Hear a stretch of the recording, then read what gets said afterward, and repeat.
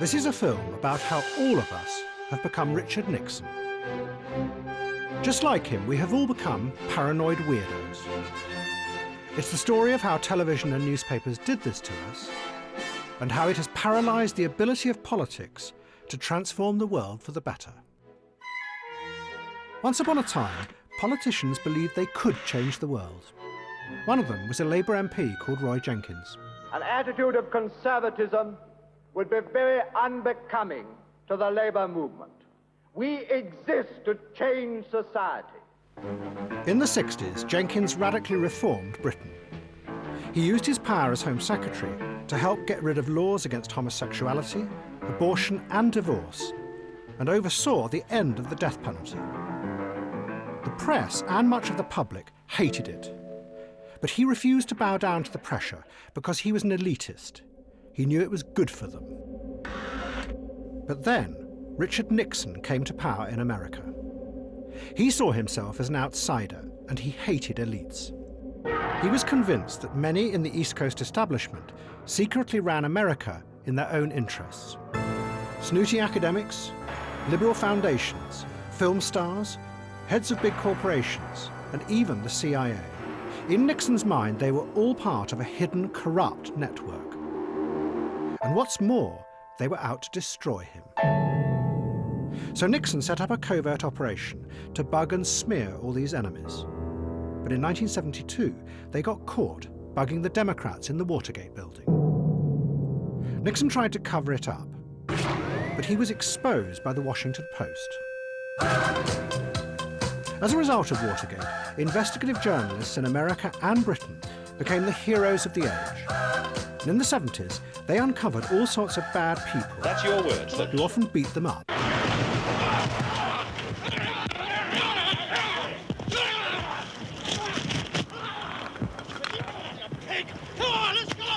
But then, the journalists began to uncover the strangest thing.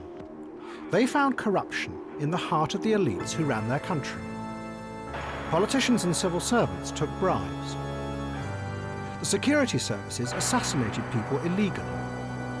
Right. Policemen concocted evidence and sold drugs. I'm here to look into the disturbing case of Mrs. Joyce Brown. And even senior doctors covered up terrible mistakes. And as the journalists exposed all this, they began to sound like Richard Nixon. That there really were hidden conspiracies in the heart of the establishment. And then, in an even odder twist, the journalists found an unlikely ally, Mrs. Thatcher. Mrs. Thatcher wanted to roll back the power of the state. And to her, the professional elites, the civil servants, lawyers, doctors, the broadcasters, were all terrible hypocrites. They talked loudly of public duty, but secretly they were running things in their own interests. So she spent the 80s attacking these groups as a threat to Britain. Helped by Rupert Murdoch, who detested elitism in Britain and America. They hate to see someone communicating with the masses. They feel that newspapers, the written word is not for the masses. That should be left to television, or perhaps to nobody. But there's a great sort of elitism. But then, in the 1990s, the journalists became even more like Richard Nixon. Like him, they started to see hidden enemies everywhere. They were enthusiastically supported in this by some members of the middle-class elites, doctors, psychiatrists and academics, who reinvented themselves as experts, who said that they too could identify dangers lurking just under the surface of our everyday lives that we couldn't see. Experts uncovered hidden threats like sexual abuse, paedophilia, and even networks of satanic abuse on a vast scale. Doctor believes that many multiple personality patients were sexually abused by satanic cults. Other experts predicted hundreds of thousands would die from the epidemic of BSE-CJD. Medical experts said that millions of people were going to die from different forms of animal flu.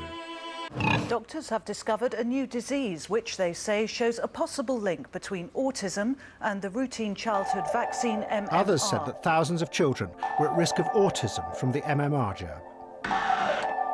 Terror experts said there was a global hidden network of sleeper cells that had the power to destroy Western society.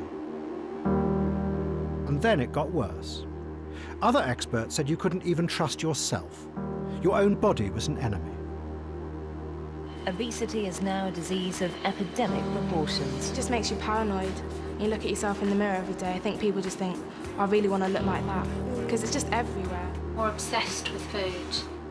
I've actually had my stomach stapled and I'm on antidepressants. Using all the best available science. 30 years ago, journalists bravely exposed the corruption of those in power, like Richard Nixon. But now, the news and television programmes have ended up taking serious threats to society and exaggerating and distorting them. By doing this, they have created a widespread mood of fear in society and a suspicion of those who lead us. And in the process, millions of us have become exactly like Richard Nixon, paranoid. And if any politician tried to do what Roy Jenkins did 40 years ago, to change Britain for the better, against public opinion, we and the press would destroy them. But there is one difference between us and Richard Nixon. He told his psychiatrist that when he looked in the mirror in the morning, there was no one there. When we look in the mirror in the morning, we think we're too fat.